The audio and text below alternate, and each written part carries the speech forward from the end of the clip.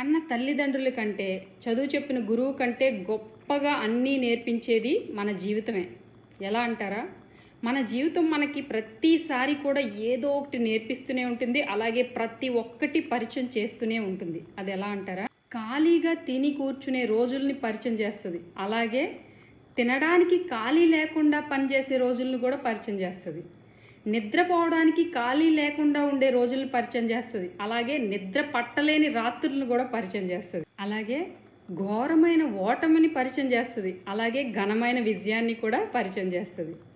ఆకాశానికి ఎత్తేసే అభిమానులను పరిచయం చేస్తుంది. పాతాళానికి తొక్కేసే మోసాన్ని కూడా పరిచయం చేస్తుంది. బాధల్లో తోడుగా ఉండే బంధాన్ని పరిచయం చేస్తుంది. అలాగే బాధించే బంధువులను కూడా పరిచయం చేస్తుంది. వీటన్నింటినీ అధిగమించి ముందుకెళ్తూ జీవితంలో గెలవాలి అంటే మనకు కావాల్సిందల్లా కాస్త ఓపిక మాత్రమే. ఏమంటారు?